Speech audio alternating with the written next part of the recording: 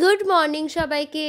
Blogs with পিঙ্কিতে তোমাদের আরও একবার স্বাগত। এটা আমার একটা ছুটে বেড়ানো দিনের গল্প, আর সকাল থেকেই জোর কদমে একদম শুরু। যেদিন কিছু থাকে না সেদিন তো সারা দিন ল্যাদ খায় বাড়িতে শুয়ে শুয়ে, আর যেদিন কিছু থাকে সেদিন তো নিঃশ্বাস নেওয়ার সময়টুকুও থাকে না। সকালবেলা ঘুম থেকে উঠেই গেলাম ডালপুরি আনতে, আর সেই দোকানে গিয়ে এটা দেখে ভীষণ পছন্দ হলো, তাই গোগোর জন্য নিয়ে এলাম।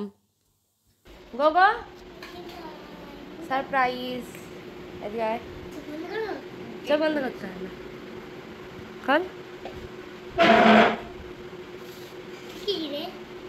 কি এটা বলো? কচ্ছপ ক্যান্ডি। গুড। যদি স্কুলে আজকে গুড বয় হয়ে থাকো তাহলে স্কুল থেকে এসে এটা পাবে। তারপর ব্রেকফাস্ট করলাম কি করলাম না, আবার ছুটলাম, সাথে আবার গোগো, গোগোকে নিয়ে যাচ্ছি স্কুলে। গোগোকে স্কুলে দিয়ে আমার পক্ষীরাজকে নিয়ে গেলাম একটু ধোয়া মোছা করাতে। লাস্ট মান্থে পক্ষীরাজকে নিজের বাড়িতে ধোয়া মোছা করতে গিয়ে যা কাণ্ড হলো, তাই আর এই মাসে রিস্ক নিইনি। তারপর বেশ কিছুক্ষণ সময় লাগবে সেই শুনে এই সানি সানি ওয়েদার সহ্য না করতে পেরে হাঁটা দিলাম বাড়ির পথে। আই এম ফিল লাইক সূচি মামা একদম প্রখর দৃষ্টিতে আমার দিকেই আলোকপাত করেছেন। আর ওই যে বললাম আজকে নিঃশ্বাস নেওয়ার সময়টুকুও নেই, তাই বাড়ি আসার সময় নষ্ট না করে একটা ক্রিম বিট করে নিচ্ছিলাম, যতটুকু কাজটা এগিয়ে রাখা যায়। কারণ পরপর এতগুলো কাজ কোনটার পর কোনটা সারবো সেই ভেবেই আমি অস্থির। কারণ আবার আমায় যেতে হবে গোগোকে স্কুল থেকে আনতে, আর আমার কাছে তো এখন পক্ষীরাজ নেই, তাই আমার পক্ষীরাজকে আগে নিতে হবে, তারপর যেতে হবে গোগোর স্কুলে।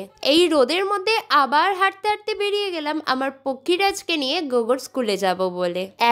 একসঙ্গে এতগুলো কাজ একদিনে, তার উপর আবার এক্সট্রা চাপ নিজেকে দিয়েছি, ডেইলি ভ্লগ শ্যুট করতে হবে। তারপর গোগোকে স্কুল থেকে নিয়ে গোগোকে নিয়েই গেলাম একটু বাজারে, কারণ বাজার থেকে কিছু আনার ছিল। আর তার অন্যতম কারণ হলো আজ আমাদের বাড়ি আসছে আমার দিদা আর মাসিমণি। তো বাড়ি আসার সাথে সাথে আমি তো পুরো বিধ্বস্ত, কিন্তু গোগো তার কচ্ছপ ক্যান্ডি নিয়ে চলে আসে, পিপি এবার তো খুলে দে।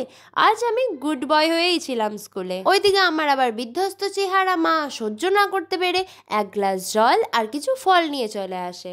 তবে এই সমস্তকে সাইডে রেখে এত হাসতে হাসতে যাচ্ছি কোথায়? কারণ আমি তো খুশি অন্য কারণে। এটা ছিল আমার দুর্গাপুজোর জন্য করা ফার্স্ট শপিং। বাস মজা তো আলাদাই হচ্ছে।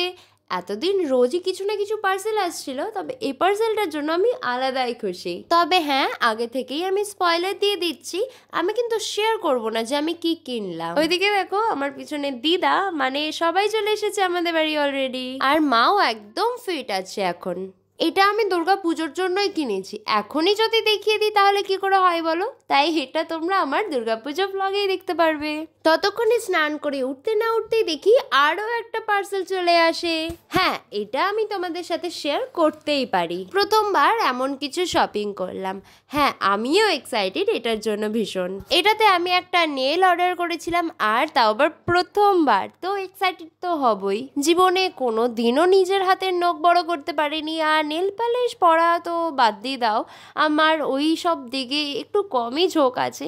তো এবার প্রথমবার পুজোতে ভাবলাম একটু এক্সপেরিমেন্ট করা যায় আর কি, অর্ডারও করে দিলাম। আর এই অর্ডারটা করেছিলাম মিশো থেকে, যতটা ফোনে দেখেছিলাম তার থেকেও সামনে অনেক ভালো এসেছে। আজ এই সব কিছুর মাঝে হাতে সময়ও ছিল না, আর ফোনে চার্জও ছিল না, তাই অনেক ভিডিও শ্যুট করাও হয়নি, আর এত কাজের মধ্যে থেকে মাথাতে বেরিয়েই গেছিল। আর ওই যে মাঝে একটা কেক বানানোর কথা বলছিলাম, হ্যাঁ, আমার জীবনে প্রথমবার আমার কেক কমপ্লিট হওয়ার আগে কেক কাটিং হয়ে গেল। কারণ ওই কেকটা ছিল আমার মাসিমণিদের জন্য, ওরা থাকে অনেক দূরে, আর আমি যবে থেকে কেক বানাই ওদের একটাই আবদার, পিঙ্কি এত কেক বানাস, একটা তো আমাদেরও খাওয়া। তো সবাই আজ আমাদের বাড়ি এসেছিল আমার মাকে দেখতে, মাসিমণিরা চলেই যাচ্ছিল, তাই ওদের জন্য তাড়াহুড়ো করে কেক রেডি করলাম। দুজনা মিলে ধরো, হাত তালে দাও।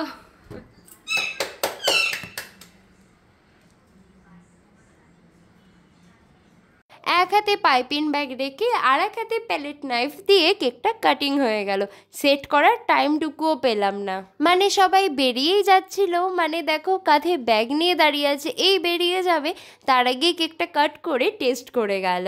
এই প্রথমবার আমার করা কোনো কেক সেট হওয়ার আগেই কাট হয়ে গেল। তো এইভাবেই বিকাল অবধি কেটে গেল।